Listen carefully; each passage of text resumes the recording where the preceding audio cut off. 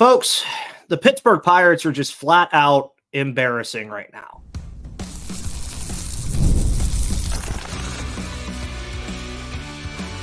You are Locked On Pirates, your daily Pittsburgh Pirates podcast, part of the Locked On Podcast Network, your team every day.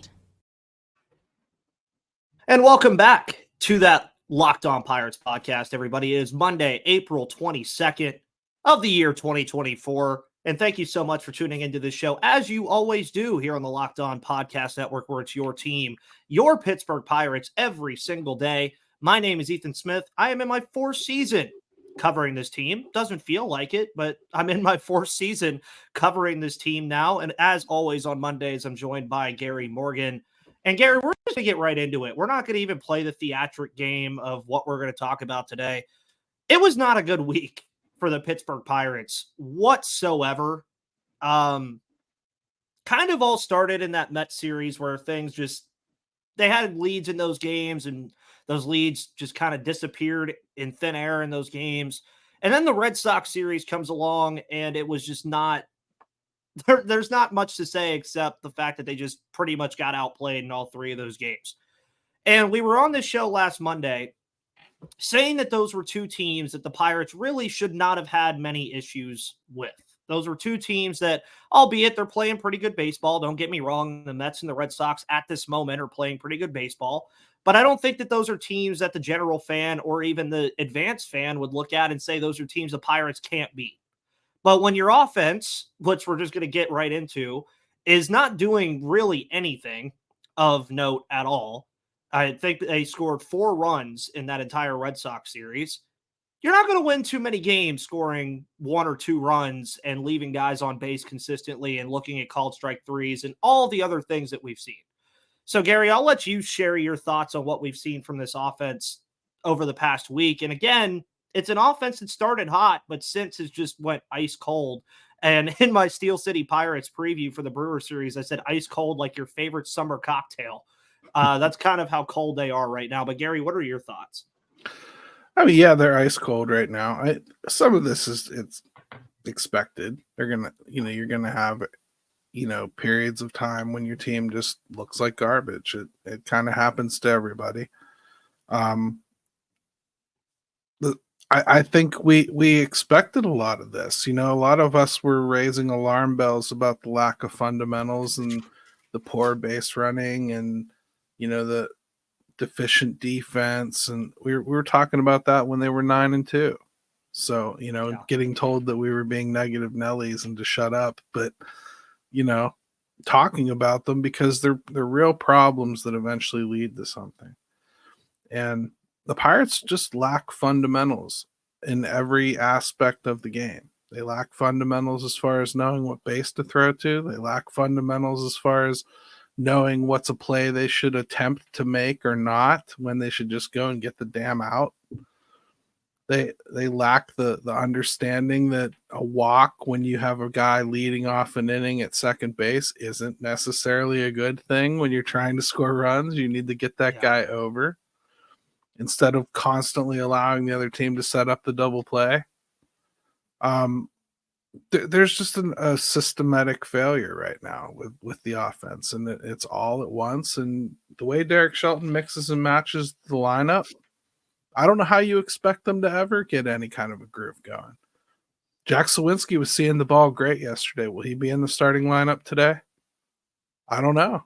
We'll see. But if he's not, I have questions, because that's the best Jack has looked all season. And if you really want to get this offense going, you shove him right back out there. I don't care if it's a lefty. Look at his splits. Yeah. He's killing lefties this year. Put him in the game. Let's try to build some continuity. Brian Reynolds is seeing the ball. He plays. Brian Hayes is seeing the ball. He plays. Connor Joe's seeing the ball. He plays. I don't give a crap, righty, lefty, no matter what. You got to play who's hitting. Yeah, and I mean, you've used the analogy on your own show at the Fan Forum quite a bit, where any given day you could throw all these guys in a cup with dice and put out any 9. But right now, you don't want to do that. When your offense is this bad, I mean, this bad. And don't get me wrong, we'll talk about the Brewers a little bit too. They're not exactly the greatest offense right now either, outside of their big game on Saturday. But when you look at this Pirates team and what the offense has done so far, it's things that we have. It almost feels like for some people it's new just because they started the season so well. But this is something that we've really complained about, Gary, I think now for 2 going on 3 years that we've seen. This is nothing new. And the big issue, I think, and you mentioned it, the biggest issue is I could understand if, Jack Sawinski or Brian Reynolds goes cold and the rest of the offense is fine. But it seems like it's just it's a title shift every single time. It's either the entire offense is on and they're scoring 8 to 10 runs a game and getting these runners in scoring position to score, or they're doing what they're doing right now where they'll get runners in scoring position and, as you mentioned, do absolutely nothing with it, and everybody is just cold. And I think that's the biggest issue, is you just cannot have that issue become something all the time. And you mentioned it's like people that they get unemployed, like they lose their job, all right? Mm-hmm. And they hold out for a good job. And because they're holding out for that good job, whatever that good job is in their head, they go a year without making any money because they won't take any job.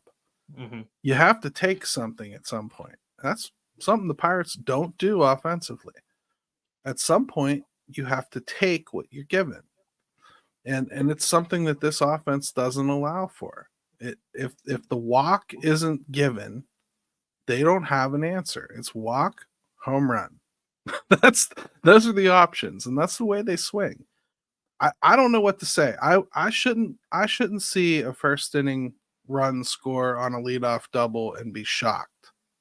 Mm-hmm. That's how bad they are offensively, and that's how much they lack fundamentals. Something we've said for a very long time. I don't see it going away until this coach goes all the way away. But I do think they can overcome it enough to be competitive. Yeah. I just don't think that you'll ever see this group of players perform to the best of their ability under this coach. No, and it's very interesting too that you look at a Brian Reynolds who in 2021 had his best season of his career. And since, I'm not going to sit here and act like Brian Reynolds has been a bad player at all, but he's never even sniffed that production that he had in 2021. Now, don't get me wrong, that production in 2021 that he had was absolutely bonkers. Like, that was crazy, Brian Reynolds. But a lot of people will also suggest, name a player that has gotten better under the regime that they currently have in the lineup. Now, that's a subjective question because you can look at some guys and say, yeah, this guy's obviously gotten better. A lot of that's just with experience, I would say, just because a lot of people also forget this is still a very young baseball team. I know you look around and you see the Brian Reynolds of the world and Connor Joe and Rowdy Tellez and Andrew McCutchen, but you look at some of these guys, and when I say young, I'm not exactly just saying age is a number. Saying just experience. I mean, Edward Olivares, for instance, is still a very young player at the major league level. He has maybe I can't remember exactly, a year and a half, 2 years of experience at the big league level. He's still a very young guy. O'Neal Cruz, who's having his multitude of struggles right now, still has yet to eclipse the 162 game mark in his major league career yet. These are a lot of things that I think people forget. Now, obviously, you would like to see some of these young guys finally take that next step because that's the only way this team takes the next step. And I just don't know if they can do it, as you mentioned, with the coaching staff that they currently have that's around the hitters and just how it's implemented. Because you mentioned to me before we even started recording, Gary, that you said it's sad that you shouldn't be able to look at a pitching matchup before the game and say whether the system is going to work or not. And it feels that way that you can do that right now. Like, I believe the Brewers have to be determined in their final 2 games of this series. But if they see Freddie Peralta, I mean, I'm sorry, but if I go and see Freddie Peralta on the mound against this team, I'm pretty scared because Freddie Peralta is just going to attack That's what he's going to do. And that's what you saw Right. Boston do in the Boston series. They just attacked the Pirates offense with one of the best ERAs in baseball and said, okay, well, you're just looking for a walk. We're going to put you in 0-2 counts the entire game. And it worked. And it shouldn't just be that way. I mean, let's test my theory, right? Like, they got Joe Ross going in the first game tonight against Jared Jones. So, well, you're busy freaking out about what time Jared Jones is going to get pulled out.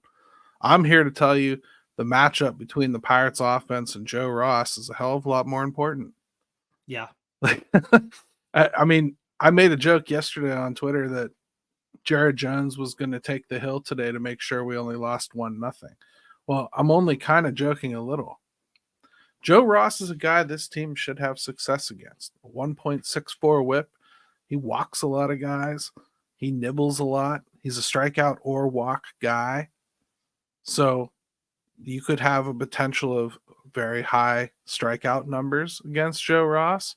You could have very high walk numbers against Joe Ross.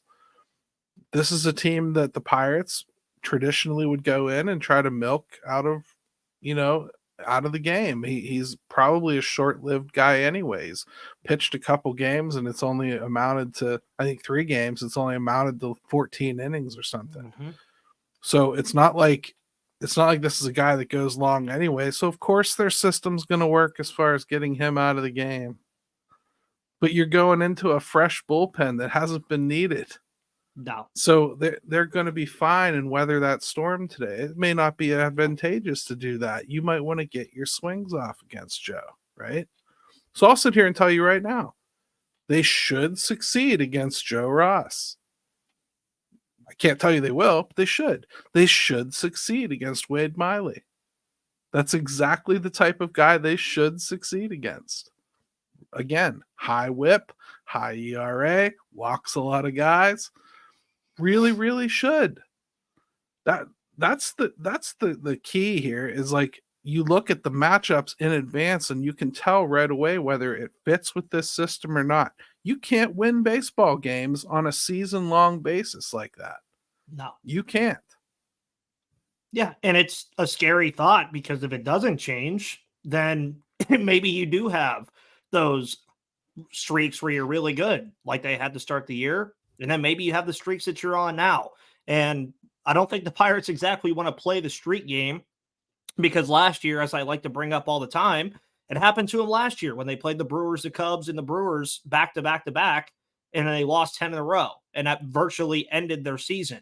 So I'm not saying the season's on the line because it's still April. They're still 500. I mean, a lot of people with the amount of road games that they had, if you would have told me they were 11-11 after 22 games, don't think that's exactly horrible. It's just more about how we've gotten there.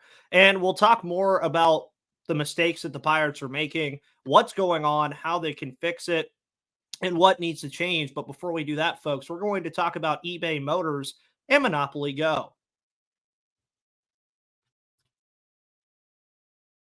Today's episode of Locked On Pirates is brought to you by eBay Motors. Millions of parts for your MVP, and you can win every time with parts that fit your ride because passion, drive, and patience are the formula for winning championships and also what keeps your ride or die alive. eBay Motors has everything you need to maintain your vehicle and level it up to peak performance.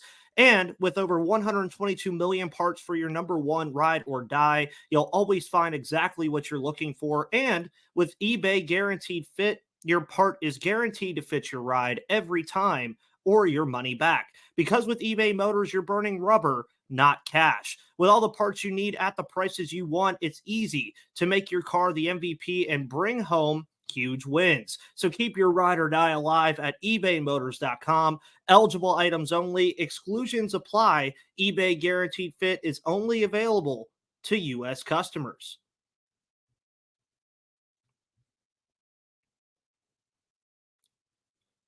Today's episode is also brought to you by Monopoly Go. Download Monopoly Go free on the App Store and Google Play because, guys, I need you all to listen up for this huge announcement. I have been tracking the leaderboards every day, keeping my eye on the scores, putting all of my heart into it, and I'm super pumped to announce that I am finally on top. That's right. Obviously, I'm talking about the hit mobile game Monopoly Go. You've probably heard of it. It's been downloaded over 150 million times, and it's a great mobile twist on classic Monopoly that you could play anywhere, anytime. You can explore hundreds of Monopoly boards from Las Vegas to Camelot to the moon, all while racking up a huge fortune. But my favorite part is the leaderboards, where you can see who's a Monopoly tycoon and who's gone bankrupt. So go get yourself on the charts and download Monopoly Go now, free on the App Store and Google Play, to jump on top of the leaderboards today. And folks, also, don't forget to check out the Locked On Sports Today 24/7 streaming channel program for you every day to bring you the biggest stories in sports. Locked On Sports Today brings you can't miss analysis, opinions, and news, streaming 24/7 on YouTube or the free Amazon Fire TV channels app, part of the Locked On Podcast Network, your team every day. So now that we've kind of talked about the systematics of everything, the mistakes are everywhere. I don't think that there's really one little spot that you need to highlight that says this team is doing this right or doing this wrong or doing whatever. It's a team effort. It's a team sport, and individuals obviously factor into that a lot. But I think a lot of it definitely hit its height yesterday when we saw the O'Neal Cruz pop fly error, and you saw the Jared Triolo double play that was missed, and a lot of other things. And Derek Shelton even said it. He said, we're just not playing a good brand of baseball at this moment. And I want to really drive that. At this moment, the Pirates are embarrassing. At this current juncture, they are not a good baseball team, but at their core, this is the best team the Pirates have fielded in years. It really is. They have the tools, they have the players, they have things in place that can make this a good team. But what needs to change, Gary, that you think that they need to, like, what do you think they need to change to get back to what they were doing at the beginning of the season? You're going to laugh. They need to just get back to the fundamentals of baseball. They need to stop guessing about where they need to go with the ball when they get it. They need to find some way to develop some kind of a rapport out there in the outfield. And I don't care if it's just playing the same three guys every day for a week. But you got to start laying some kind of a baseline for, like, we understand each other and can work together before you start sprinkling in other guys. They went into this year and they immediately decided there was no starter, really. We're just going to flip this lineup on its head every game. And that's fine. That's what Derek Shelton does. That's his MO. I've seen it before. You've seen it before. Brian Reynolds is still playing every day. Brian Hayes is still playing every day. They're hitting in the same spot every day. Okay. But in the field, you don't have familiar partners. No. You don't have people in the outfield that know each other and trust each other and know who's got what kind of range and where they can get to. And it causes people to not run full tilt after a ball because they're afraid they're going to run into somebody or into someone else's territory. It causes them to have no idea whether a ball should be on an infielder or an outfielder. That stuff, Ethan, goes back to coaching. 100%. Coaching. You have got to have these people know what is and isn't their ball. And you have to have them understand who gets to take charge and who is the leader and who is the one that calls and who decides who gets what. That sort of stuff needs to be second nature. It comes from coaching. You know, I often hear people say it's year 5 and take this. Okay, you've had 5 years to instill some kind of a fundamental base with this team that they could fall back on. And you've got a lot of players that have been here for a decent amount of time of that. Mm-hmm. Where is it? I've heard Derek Shelton 4 times this year say they need to tighten things up. When are we getting started? Yeah, when is it happening? Yeah, when is it happening? The words don't mean anything. I need to see it. I'm not seeing it. And I don't mean like I shouldn't see errors or mistakes made. That stuff's going to happen. It's baseball. We know that. Mm-hmm. You shouldn't be seeing some of this stuff that we're seeing. You shouldn't see guys not knowing it's their responsibility to cover the bag. You shouldn't see guys setting up to take a ball to make a tag play 2 feet in front of the target of where they're going to need to tag the guy. You shouldn't see that. That stuff's fundamental to baseball, not Pirates baseball, baseball. Yeah, and it boils down, again, I think, to the coaching aspect of things, and I think you brought up a great point. Derek Shelton, with his words, is a very good manager. He'll recognize when things are going wrong, obviously, and he'll say, yeah, we need to tighten this up or we need to do this better. But I do think that you mentioned the biggest issue is we hear him say these things, we see him say these things, but it takes a while for them to get implemented. And what was interesting about the outfield is I remember in spring training when they signed Michael A. Taylor, I said, okay, cool. Now they have a leader in center field. They have a guy that can go out there and set the defensive tone and make this a good defensive unit. Now it's the worst defensive unit in baseball and outs above average right now. And I would say a large part of that too is because Michael A. Taylor isn't playing every day.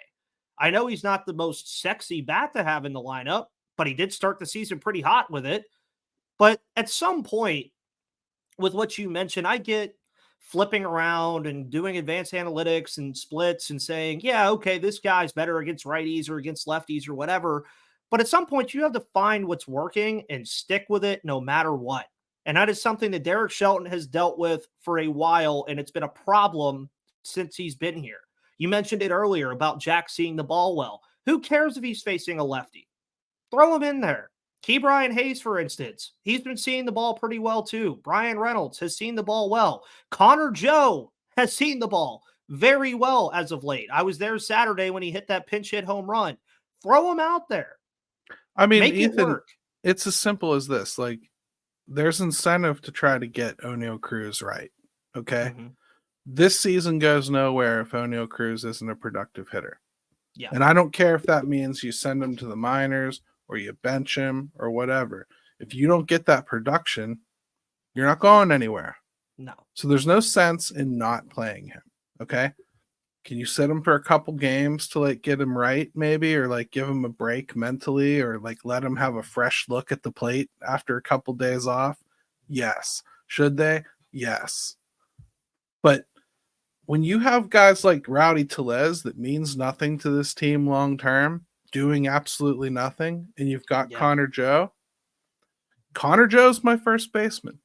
Mm-hmm. And I put Olivares out in right field, Jack or Taylor in center, pick one, I don't care, and Brian Reynolds in left, and leave them go for 4 or 5 games. Let's let them build something.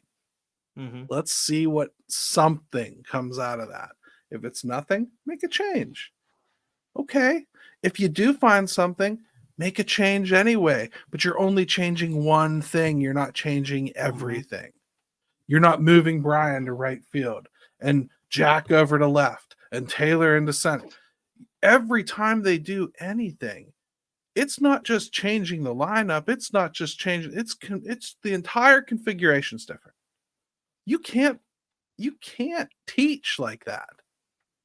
It's setting them up for issues that don't need to happen. When you have a lot of issues, don't go out and create them actively. Mm-hmm. We're playing Pop the Weasel right now.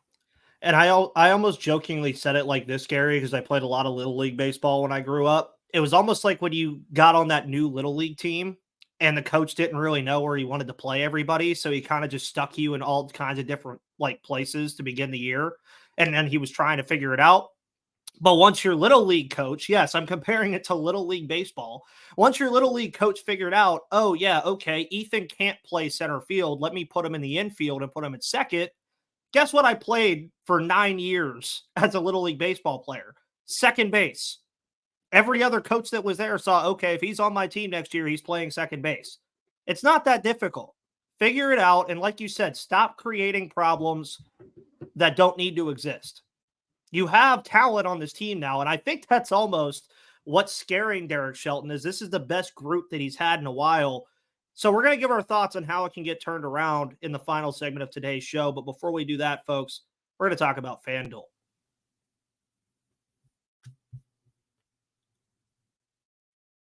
Folks, and you know that FanDuel has been a long-standing partner of the Locked On Pirates podcast and the Locked On Podcast Network. So head over to FanDuel.com/LockedOn for all of your betting needs right now, because it's playoff time in the NBA and NHL, and baseball's in full swing, and FanDuel is your place to bet on every game. Right now, new customers get $150 in bonus bets guaranteed. That's $150 if you win or lose. And you can bet on everything from slap shots to home runs to slam dunks, all on an app that is safe, secure, and easy to use. So what are you waiting for? Visit FanDuel.com/LockedOn and make your first bet an automatic win, because FanDuel is America's #1 sportsbook and an official sponsor of the Locked On Podcast Network. And I will go ahead and say it. Yes, I know that the right side of the screen was wrong. It's fine. It is what it is, because some of it still reigns true. Policygenius is still dominant. And this is something that I wanted to talk about, Gary, that you posted about on Twitter the other day.